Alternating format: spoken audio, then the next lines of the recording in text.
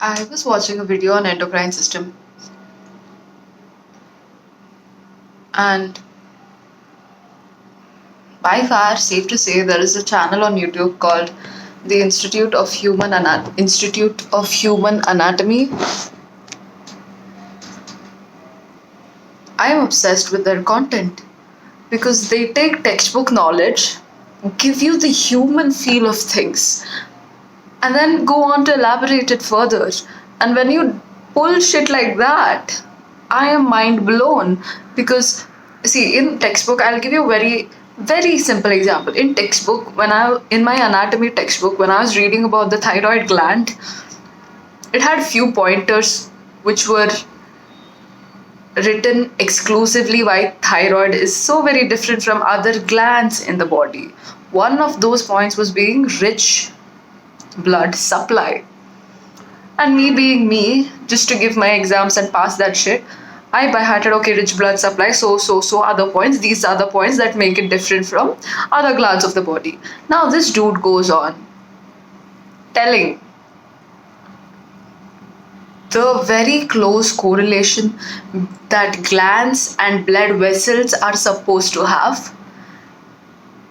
This is so very interesting, I'll tell you. The glands that secrete the signaling molecules, that is nothing but hormones, they are supposed to, how do they pass through via blood, right? That is why they are called endocrine and exocrine. Endocrine, also known as ductless glands, ductless because their route is via blood. So there is a very close correlation between the glands and the blood vessels. And that is why a thyroid, when you study in Vishram Singh in head and neck chapter, you will get to know when you read rich blood supply, this point just randomly pops up. And not just this, I saw a video of him explaining the menstrual cycle.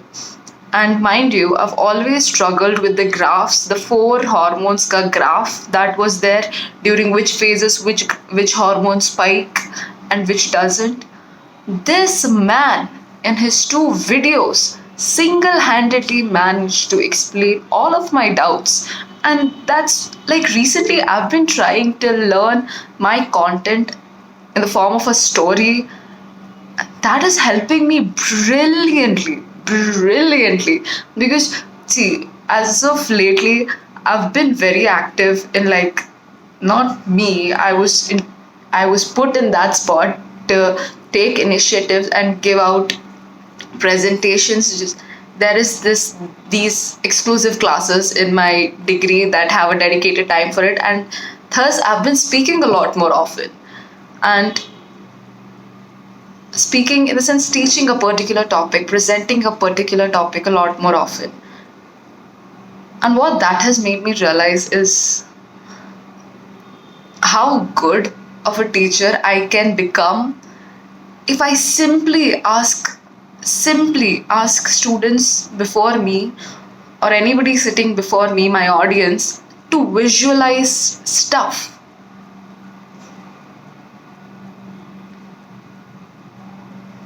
I actually would like to sit down and give you the very same example, because okay, I will tell you in extreme detail. If you want to stay, you can stay. If you want to, Shreya, I have better job than this to watch your face.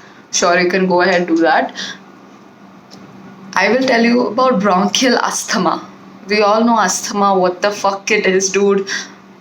Okay, that is not so very professional of me, but bronchial asthma. And it is nothing but, you picture, there is some allergen, something, a particle, a substance that you're allergic to. That is an allergen that goes inside your nose, lungs, and in your lungs there is something called as mast cell. That mast cell has preformed histamine in itself, So that degranulates, that mast cell degranulates, and that histamine gets released. Now, this histamine is responsible for two substances, two reactions per se. It's inflammatory reaction and bronchoconstriction. Bronchoconstriction and inflammatory reaction. So now, if I were to talk about drugs that are used to treat bronchial asthma, you will want to give, since it's causing, that histamine is causing bronchoconstriction, the drug you will give is bronchodilation. And mind you, when I say constriction, restricted airway, so you can't breathe properly, and that's why you go breathless, you are breathless, and use your accessory muscles of breathing to take kind of breaths. So you would want to give bronchodilators. And then I told inflammation, histamine causes inflammation, so you would want to give anti-inflammatory drugs.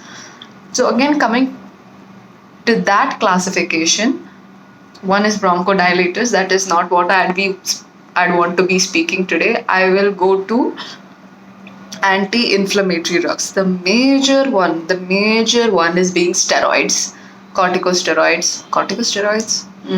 I'm not sure how it went, but that again, and miscellaneous. Under that miscellaneous, there is something called leukotriene antagonists.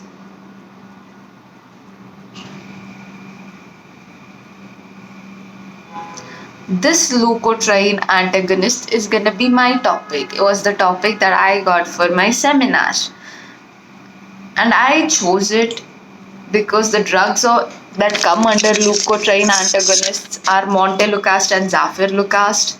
I know I'm obsessing a lot over them. That's because I am on montelukast medication for my allergic asthma. So that, instinctively intrigued me, and I picked up that topic. And so to speak, I actually have made notes also. So to speak, now simply imagine your lungs, right? Can you picture your lungs? And that has something called macrophages, eosinophils, and other cells which are involved in inflammation. Now these cells secrete something called as leukotrienes. If you want to be more specific, you could go cystinyl leukotrienes. Now, these leukotrienes are considered very important mediators in bronchial asthma. So, what do is develop drugs which either block the synthesis of leukotrienes or just interfere with the receptor binding to it. So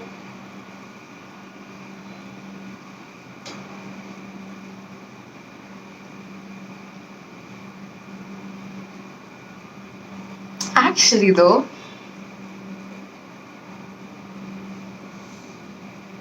I kind of realized midway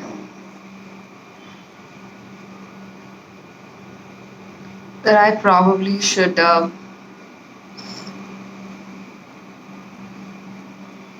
release videos on YouTube of the things that I studied, because the one that sticks a lot is like not sticks per se, but one that you would be able to remember very easily is by teaching others. And in the midst of an explanation, I know this is not I started yapping about how good this dude is, how good of a channel this is for medical students especially. And then I continued with me explaining a topic, but I'm starting to think I should officially do it, because I want to be consistent at YouTube. I want something as my content, while also being diligent in my studies. So learning a topic just to having to come to YouTube and explain it, that just gives me the right content actually. But about Montelukast and Zafir Lukast, not that you'd really care, but anything, they have their respective receptors. And the action of this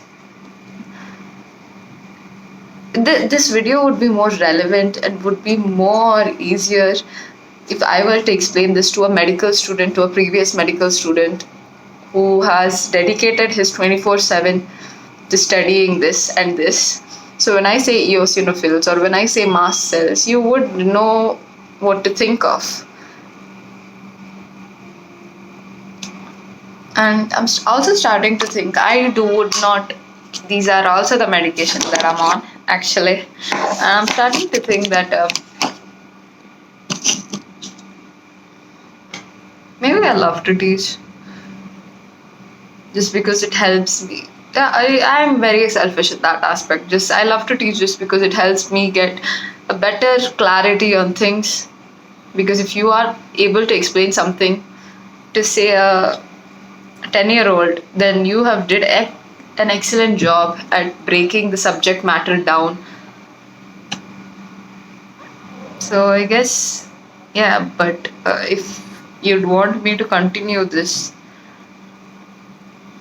topic is basically leukotrienes. You can picture your lungs. There are some cells that secrete leukotrienes. Those cells, if you want to be more specific, mast cells, then macrophages and other inflammatory cells, they secrete leukotrienes. Normally, this leukotriene, I told you it will mediate bronchial asthma. So what it does is it binds to its respective receptor, which is nothing but called cysteine leukotriene 1 receptor. It binds to that and it causes actions like bronchoconstriction, increased airway mucus production, increased vascular permeability, eventually leading up to inflammation, because vascular permeability is one of the very important events it's the most critical event actually in acute inflammation. So that, and then recruitment of eosinophils. So now say I would want to tell you the mechanism of action of Montelukast. And Montelukast is obviously a drug. You treat for the reversal of these things. So what it does is completely reverse those things. And it would probably be bronchodilation, then decreased airway mucus secretion, anti-inflammatory, and then decreased sputum eosinophils. And usually when we study drugs, it's basically described in mechanism of action, uses, then what are its action on different systems of the body, then its pharmacokinetics, side effects, contraindications. So under these specific topics, we are to study different kinds of drugs. And thinking of today was Sunday, by the way. I wasn't as productive today, doom scrolled basically, and that I was heavily discouraged by it.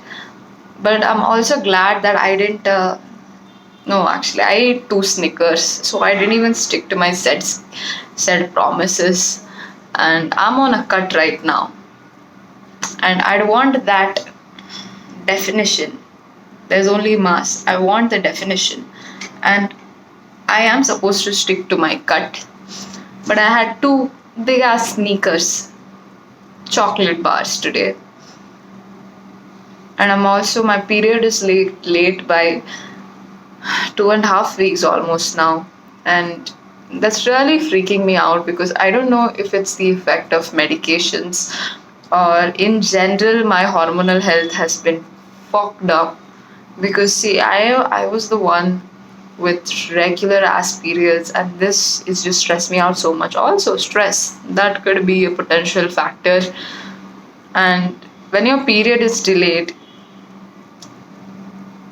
And that luteal phase, it keeps on extending. Okay, wait, I don't know which phase is variable, if it's the luteal phase or the follicular phase.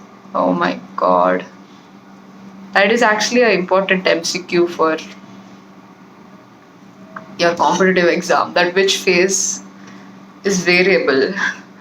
uh, I probably, if you were to give me an option, like if I am in an exam marking my OMR, I probably would take follicular phase or the proliferative phase rather than luteal phase. But I don't know, I should go back to my textbook and check about it.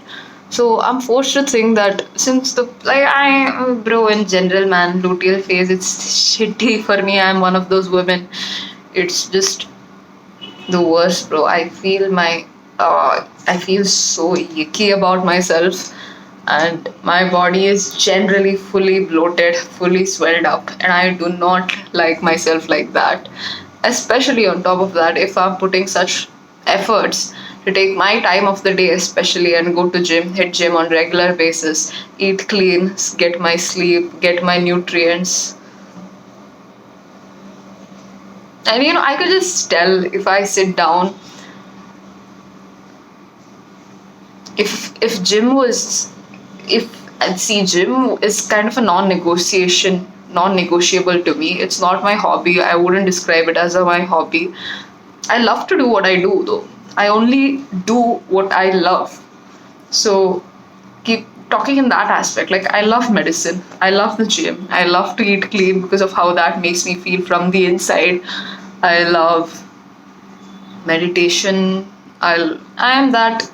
I love all those kind of stuff. But it's first of all, it's a privilege to be complaining that, oh my god, I do so much throughout my day. But what I'm trying to tell is, if it weren't for the gym, then after 5, my classes start at 8 approximately. I'm telling, start at 8 and end at 4:35. And after 4:30 till the night 12, if it weren't for the gym, I would have sat down and studied day in, day out. That's because this is the easiest thing to do. Very extremely being honest to you. Because, say, if I go out, the guilt would eat me up, thinking, oh my god, this was the time you had in your hands, and what you did was go out and enjoy. Because the one thought dominates it all, that if I clear my entrance, get a good PG seat in a central university or something, then that would top it off of all the missed college experience to me. Versus, put it vice versa, I had the best time in college. I lived my life like I only lived once throughout college, made gazillion friends, interacted with a lot of them. But at the end, I go up, and in exchange for this, I fuck up my entrance exam. Then all the living life, YOLO part of it, it just vanishes away. Guilt takes over. You end up in severe depression because now you are confused. You don't have a path ahead in front of you. You don't know what to do after MBBS. You are just unemployed in your home. That life, just to think about it, is depressing. And just saying though, like, health, right now I am at my peak health. The 20s are supposed to be your peak. 30s not so much. I will have a family, a kids, this responsibilities piling up. I wouldn't be as free as I am today. Like today, this Sunday, I basically didn't do anything the whole day. Nothing. The bed of mine, I've been on it from the morning. I literally woke up at 11:30. I ate too much. Since I ate too much, I had to lie down.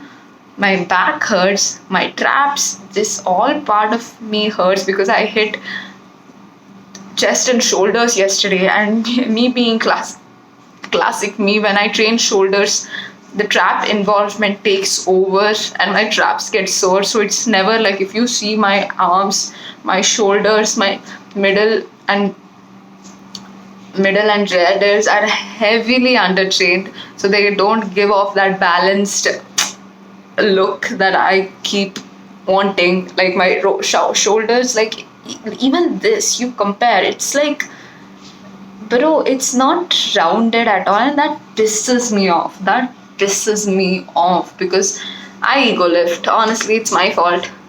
Nothing to be pissed about, Shreya. I ego lift. I lateral raise 7.5 kg with medium form, but it goes till here. Alright. But it's not supposed to go till here because a dude told me the movement is supposed to complete like this and your wrist ka motion has to be like this, like pouring a jug of water. It has to be like this. And my 7.5 form is just so yeah. Well, that is there. There are a lot of mosquitoes. A shit ton of mosquitoes. And now I'm not even hitting my protein goal for the day. And I tell you, I'm on a cut. Like, how does that work, Shreya? I tell you, like, basically, I'm not having protein and I'm cutting on top of it, eating less calories, then I'm bound to lose my muscle mass. I'm prepping to lose myself of my muscles. So, that is so severely dumb of me. Severely dumb. Vocabulary પણ ગાંડ માર લે. We roll. It's life. That's what makes it alive.